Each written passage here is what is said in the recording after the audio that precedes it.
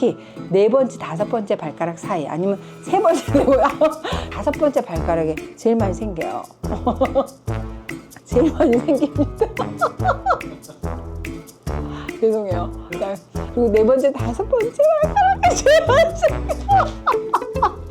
특히 세 번째, 네 번째, 그리고 네 번째, 다섯 번째 웃지 말고 잘 봐. 왜 이렇게 웃어요? 알았어.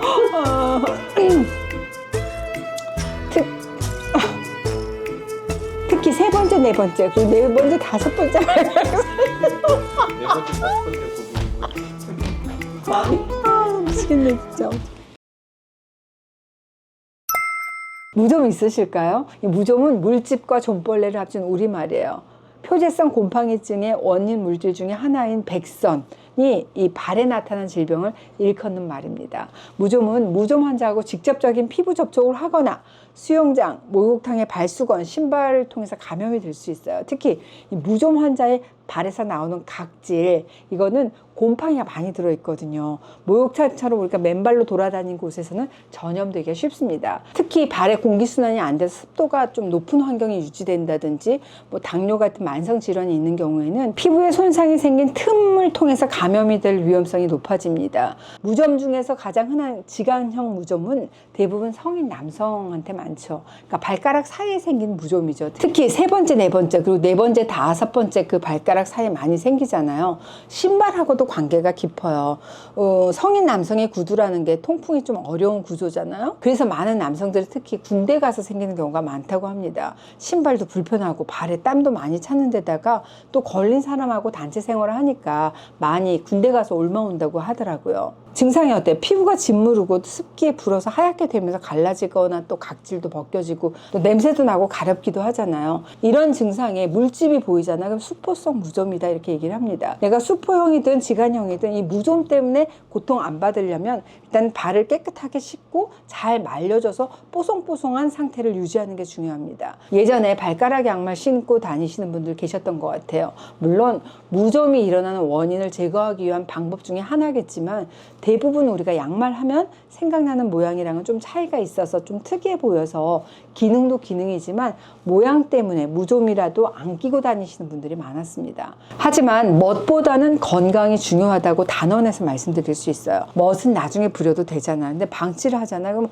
호미로 막을 것을 가래로 막는다. 이런 속담처럼 더 많은 시간과 노력을 들여서 치료를 해야 됩니다. 또 조이는 신발보다는 좀 편한 신발 신고 낡은 신발, 또 남이 신던 신발은 피하시는 게 좋겠죠. 무좀은 항진균제 연고를 하루에 한두 번 정도 바르시면 되는데 다 나은 것 같아도 2, 3주 정도 더 발라주시는 것이 재발 방지에 효과적입니다. 하지만 항진균제 연고를 발라도 난 차도가 없다. 그러면 항진균제를 복용해야 됩니다. 또 손발톱 무좀의 경우에는 손발톱 전용 바르는 약을 함께 바르셔야 되죠. 제가 앞서 말씀드린 발 뒤꿈치가 하얗게 일어나서 샌들 신기가 좀 꺼려진다.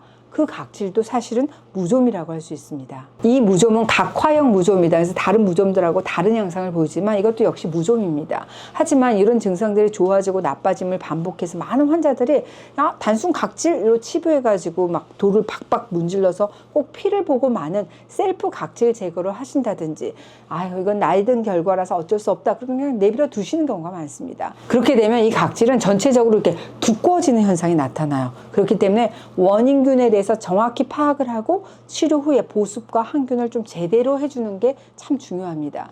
대부분의 사람들은 한의학적인 치료를 민간치료하고 비슷한 맥락에서 생각을 하기 때문에 1차원적으로 목초액 하게 되면 뭔가 좀 한방향이 나고 항균 효과가 있다라든지 식초도 예전부터 약으로 쓰였고 살균 효과도 있다 이렇게 알려져서 마치 이게 한방에서 무좀 치료법으로 쓰이는 줄 아시는 분들이 많으실 것 같습니다. 하지만 이 치료법은 민간요법일 뿐이고 사람마다 이런 민간요법이 통하신 분들이 좀 아주 소수긴 하겠지만 사실 피부에 직접 닿을 경우에 표피의 각질층을 파괴할 뿐만 아니라 진피층까지 부식시켜서 피부 전체를 괴사시킬 수도 있기 때문에 저는 절대 추천하지는 않습니다. 그런데 무좀 치료에서 아주 중요한 점이 하나 있어요. 뭐냐? 이건 무좀인 줄 알았는데 무좀이 아니라 한포진인 경우가 너무나도 많다는 겁니다. 무좀하고 한포진 헷갈리시는 분들 많아요. 이 한포진은 발병 원인이 아직 명확하지는 않지만 알레르기성 질환이거든요. 스트레스에 따라서 증상이 악화되는 경우도 많습니다. 어느 정도 분명한 거는 한포진은 아토피성 피부하고 관련이 높아요. 내가 어렸을 때 아토피가 있었던 사람, 피부가 가끔씩 알러지 증상이 나타나는 사람들이 한포진이 생기는 경우가 많습니다. 수포가 나는 수포형 무좀하고 한포진은 구별이 쉽지 않아서 한포진을 무좀으로 판단하기가 쉬운데, 이 한포진은 무좀하고 다르게 전염성이 없어요. 그리고 심한 가려움증이 동반되는 경우가 많습니다. 더 안 좋은 거는 무좀하고 한포진을 구별하지 못하고 약을 잘못 쓰잖아요. 그럼 낫지도 않을 뿐만 아니라 오히려 그걸 악화시키게 하는 요인이 될 수 있습니다. 한포진은 진균성이 아니에요. 그래서 무좀에 쓰는 항진균제를 한포진에 바르잖아요. 증상 호전 안 됩니다. 가려움증 완화를 위해서 스테로이드 연고나 면역 억제제 등을 발라서 치료를 해야 되거든요. 근데 반대로 무좀인데 스테로이드 연고를 사용하잖아요. 무좀이 오히려 악화된다는 겁니다. 무좀과 한포진이 생김새하고 증상이 너무나 비슷한 건 많기 때문에 사실 이게 한포진인지 무좀인지 구별하기가 어렵습니다. 그래서 더 정확한 진단을 하는 게 필요합니다. 무좀이든 한포진이든 쉽게 자가 진단하고 쉽게 생각하지 마시고 피부과 가세요. 집집마다 쓰다 남은 연고들 많이 있잖아요. 내가 피부에 트러블만 있다 그러면 아무 생각 없이 그 연고 꺼내갖고 막 바르시는 분들 많으신데, 무좀인데 스테로이드 연고를 바르게 되면 더 악화시킬 수 있다는 거 꼭 생각하시고, 제가 설명한 대로 무좀하고 한포진 구별이 어렵다는 점에서 내가 10년, 20년 이건 무좀인 줄 알고 한 진균제만 계속 열심히 발라가지고 어머 근데 잘 안 낫네, 그 상태로 가지고 계시는 분들을 저는 정말 많이 배웠어요. 여기서 제가 무좀에도 한포진에도 잘 듣는 한방 처방 하나 알려드릴게요. 바로 황련해독탕이라는 겁니다. 황련해독탕은 황련, 치자, 황금, 황백 딱 4가지 약초를 1:1:1 비율로 물에 달여 먹는 처방이에요. 이 황련해독탕을 물에 풀어서 조격을 해보세요. 효과가 있는 것으로 알려져 있어요.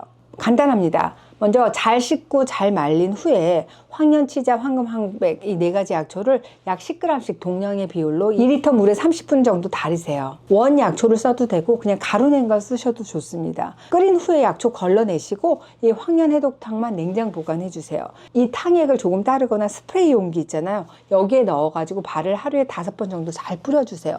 물로 씻어버리지 마시고요. 무좀이든 한포진이든 상관없습니다. 3일만 사용해도 발 좋아졌네 하실 거예요. 이걸로 비누 만들어서 쓰는 것도 정말 좋습니다. 황련해독탕 이거를 아주 진하게 진액으로 만든 후에 약산성의 비누 베이스에 녹여서 비누로 만들어서 씻을 때마다 이 비누로 씻어주세요. 물론 이 스프레이하고 병행하면 더 좋겠죠. 직접 만들어 보시고 효과 댓글로 올려주세요. 아마도 내가 20년 동안 이렇게 지저분하고 가려웠던 발인데 어머 이제 새 세상이 열렸다, 이 글 올려주실 분 많을 것 같습니다. 뭐든지 옳게 알아야 고치는 법이잖아요. 무좀인지 한포진인지 몰라서 내가 제대로 치료 못한 내 발 트러블, 이제 무좀발도 해밀리 하세요.